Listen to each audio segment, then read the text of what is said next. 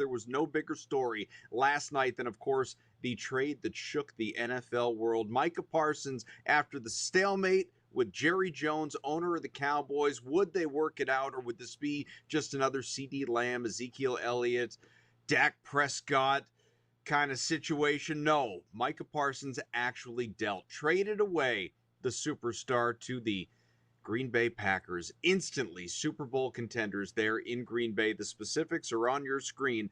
Dallas gets 2 first-rounders in 26 and 27, likely both picks that will be in the 20s, and Pro Bowl defensive tackle Kenny Clark, whereas Parsons goes solo to the Packers and gets himself a hefty deal. 4 years, $188 million, $136 million guaranteed. He is now the highest paid non-quarterback in the NFL in terms of average annual value. $47 million per year. Jerry Jones, you cannot be serious letting this happen. Well, he said the marriage just wasn't meant to be. There's no question that I could have signed him in April. And so we all know that to have agreements, all parties have to agree. But this was by design. I did make Micah an offer. It wasn't acceptable, and I honor the fact that it wasn't done in the way that he wanted to do it through an agent. So he was made an offer. There's not an ounce of vindictiveness. There's no bad feelings on my part about the fact that we didn't come together on an agreement. Jerry Jones had the gall to say he believes the Cowboys after this trade could be better than they have been the entire time that they had Micah Parsons. Absolutely insane when you consider what this guy, as an individual, I suppose, has done out there on the field to help his team. 3 All-Pros, 4 Pro Bowl selections, Defensive Rookie of the Year, 52.5 sacks in 4 years. He is the only player other than the legend, the late, great Reggie White, to have at least a dozen sacks in each of his first 4 seasons, 9 forced fumbles, 4 fumble recoveries. Incredible Dallas tenure for Micah Parsons, but now he will be wearing green in Green Bay, and I'm not so sure the Dallas fans are going to recover from this one. We'll see. We will see. Well, something that will not shock my fellow degenerates out there who may be watching or listening, the NFL is expected to see roughly $30 billion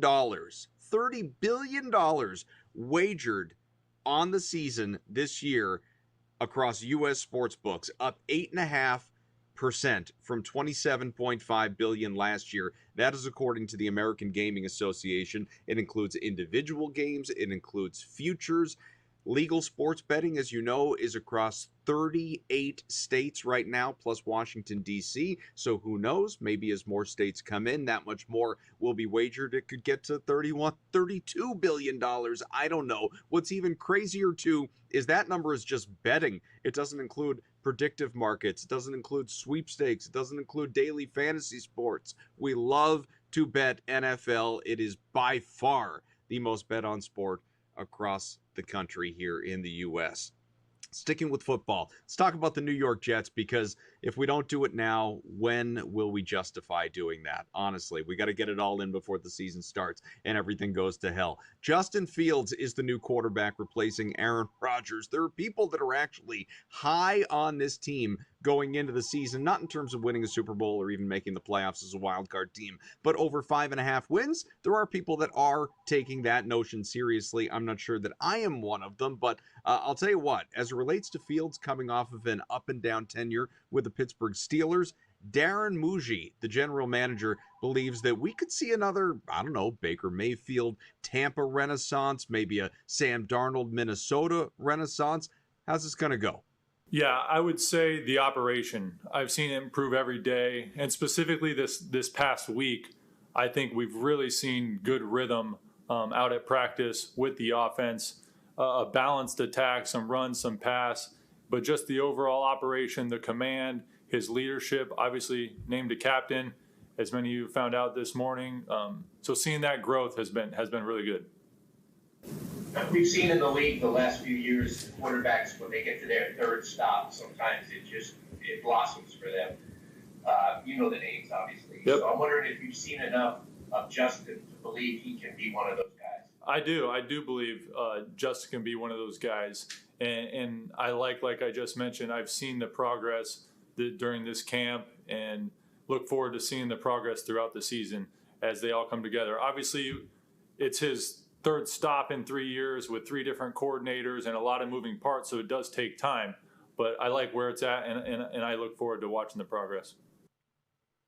All right, let's stay in the AFC East. Tyreek Hill back at practice after he was sidelined for a few weeks due to an oblique injury. That is good news. The expectation is the once disgruntled wide receiver who had asked out of Miami following last year is back, tail between his legs and all, is expected to play week 1 here coming up against the Colts. Meanwhile, his teammate, running back Jalen Wright, he had a procedure on his leg. He is expected to miss multiple weeks. That running back room suddenly getting crowded. The Dolphins signed veterans Jeff Wilson, JaMychal Hasty, added them to the roster to supplement Devon Achane, of course, who is dealing with a calf injury in his own right, even though he is expected to play here in the season opener. And then you have rookie Ollie Gordon, the second as well. So something to think about there. As we go over to Tampa, Chris Godwin, can't wait to see him back on the field, but it's going to be a little while, at least week 5, maybe longer. Adam Schefter of ESPN did say October sounds about right. You'll remember that Godwin was having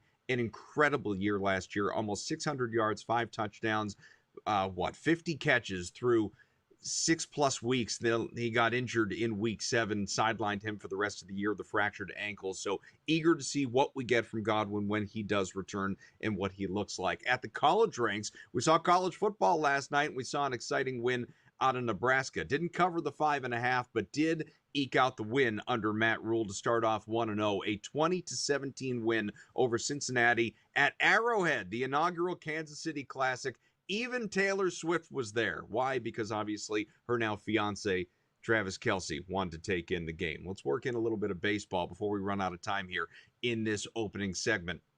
Phillies, another historic night out of Kyle Schwarber, who has been incredible, approaching 50 home runs on the year. He hit 4 of them last night, drove in 9 runs, the 21st 4-homer game in Major League Baseball history. But the crazy thing, we have seen 3 of them this year. Nick Kurtz, of course, George's nephew, and Eugenio Suarez much earlier in the year back in April. 3 of them already. So when did the 4-home run game become easy? This is incredible. But Philadelphia walloped Atlanta 19-4.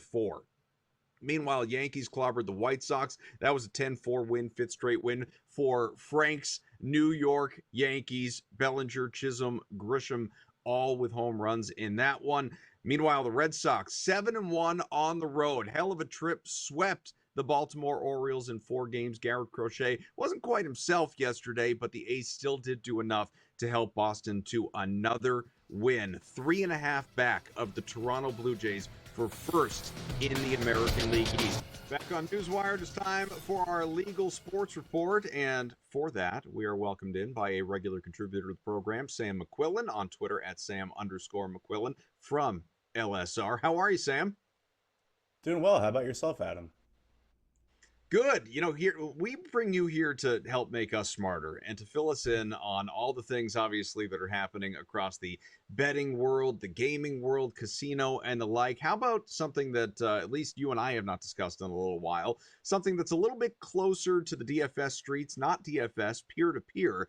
FanDuel has a new product that it's launching here, FanDuel Picks, in states where, you know, obviously sports betting, legal sports books are not offered. So it's a nice way to try and corner the market in another area that you are not already attempting to dominate. And as we know, there are a dozen states that are still chasing that legalization potentially anyway. So tell us just, you know, a little bit about FanDuel Picks and what this brings to that community. Yeah, definitely. FanDuel Picks is one of these pick'em peer-to-peer games. It's the same thing basically that DraftKings has with their product, DraftKings Pick 6. And it's the same product that companies like Underdog Fantasy and Prize Picks have moved to in states where they faced a lot of regulatory pressure last year to change their product from something that doesn't look as much like sports betting as it once was, but to your point, it is still a product that very closely resembles parlays. It's going to allow users to select between 3 to 6 athletes and whether or not they will go over or under a given stat projection in return for a larger payout. So it's basically getting a parlay product to states like Texas, states like Georgia, just in time for football season, where we know there's a huge appetite to bet on this kind of stuff, to participate in these kind of games.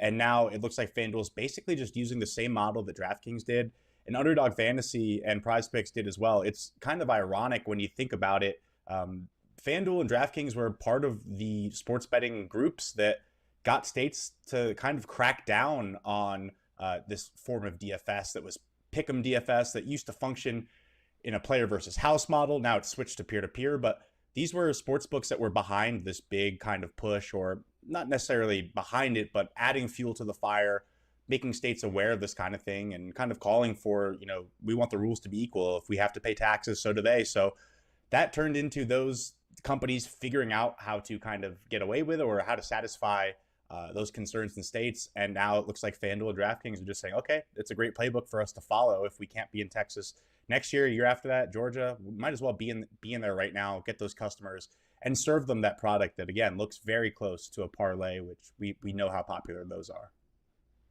Yeah, Sam, I believe the expression is if you can't beat them, join them, right? But, I'm looking here, and FanDuel Picks is going to be available in 17 states. Now, obviously, that's, we're not even talking about half. We're ballpark a third right here. So why the limitation? Why not just, chase more money elsewhere?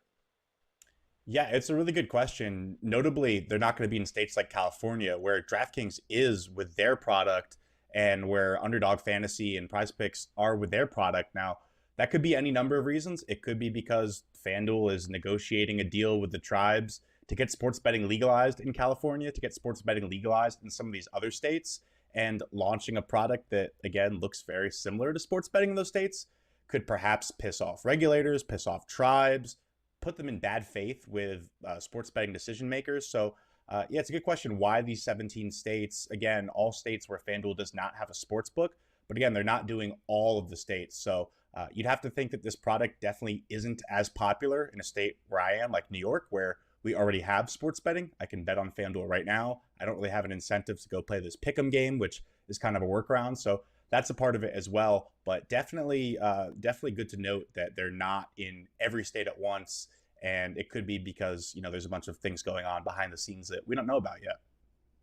Yeah, not in my state, Massachusetts. That being said, I bet, I gamble, I play DFS, but I also use Prize Picks, so I'm into the peer-to-peer thing. I want to, play around with, like you said, parlays of a different form and invest in different ways. It's surprising to me that it's not more available elsewhere. But let's take a look at, we mentioned earlier in the show, Sam, the fact that there's an expectation, according to the AGA, that we're going to see north of $30 billion across regulated sports books wagered on the NFL this coming season. And, it's an increase of 7.5%, I believe we said, maybe 8.5%. Yeah. It's, it's a big number, obviously, but just regulatory betting in general is it's spiking across the board. Football obviously is always going to be a catalyst. It's always going to lead to more and more because football is king, and that is by far the most popular bet that or sport that we all like to wager on. But across the board, we're seeing here an increase here for 2025 up 9.5% from 2024. Are you surprised that the number has jumped that much? Would you have thought maybe it would be even higher than that? How do you view it? So if you look at how much the numbers projected to jump, or expecting $164 billion in total handle, again, that's how much money was bet on sports for the year. About a 10% jump on the year sounds like a lot, but it's actually less than in past years where it's grown a lot more. Now, on the flip side of that, you have revenue, which is expected to go up 17%. So you kind of have to wonder, okay, why is revenue outpacing the handle growth? And we can turn the reason really that we've been getting is that, again, parlays. People like betting these higher margin bets for the sports books, these lottery tickets, these bets that allow you to participate in player narratives. And in turn, sportsbooks have really pushed it down everyone's throat. Whether people like doing it before sportsbooks started marketing them heavy, or whether sportsbooks marketed them heavy first, and then people like doing that. Like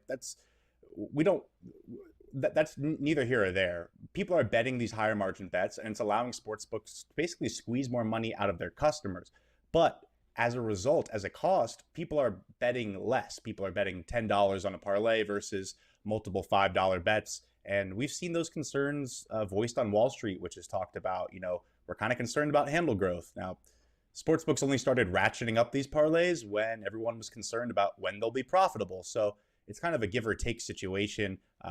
From a betting standpoint, it seems like the appetite is obviously increasing. You're going to have, I think, upwards of at least 40 billion. I think our projections go past the AGA's numbers there if you include parlays as well as future bets to be bet in the NFL this season. So it's going to be a big season for them regardless. Last year, they got absolutely hammered on the NFL. There was 10 weeks where you had at least 75% of favorites winning their games. And if you know anything about sports betting or sports in general, that's pretty unlikely. And the public tends to bet favorites. So that resulted in sportsbooks getting absolutely hammered. I think FanDuel lost over $600 million just because it was a weird luck year that way. So it'll be really interesting to see how they do this NFL season. Obviously, people are betting a lot more, but will the sportsbooks kind of come out on that better side of, okay, maybe they got hammered last year. Now they'll recoup some of that this year. So it'll be a make or break year or make or break season for them. That's for sure. Sam, Missouri is planning its sports betting launch on December 1st. There are 6 books at this point that have received licenses, and now Fanatics has joined the fold, partnering up with Boyd Gaming. How large could this grow? I mean, reading from LSR, obviously, as many as 14 online brands could ultimately find their way into the market as a remaining key holder. I mean, what do you think this looks like for Missouri ultimately? Yeah, there's 6 sports books. So Fanatics being the latest one to secure a partnership. You got BetMGM, you got DraftKings, you got Circa, which was a surprise entrance there, and FanDuel as well. So there's still some spots open. We're still waiting on the Caesars of the world, potentially ESPN Bet as well. I would expect would join, but after that, it's kind of slim pickings. There's not a lot of other sports books out there. And again, to get one of these partnerships to get into the state, you have to agree to a deal with one of the state's casinos and one of the state's major sports teams. And with the news that Fanatics is now partnering with Boyd Gaming, which was only allowed because FanDuel got rid of that partnership, there's really not many casinos left or many teams left for a Caesars or a ESPN Bet to get a part of. So I imagine it's not going to be the full picture, the full 14. Sam McQuillan covers sports business news for Legal Sports Report. He is on Twitter at Sam_McQuillan. Check him out there if for no other reason than to see the disparity between what you're looking at now and that avatar. Check out that headshot. Sam, thank you, sir.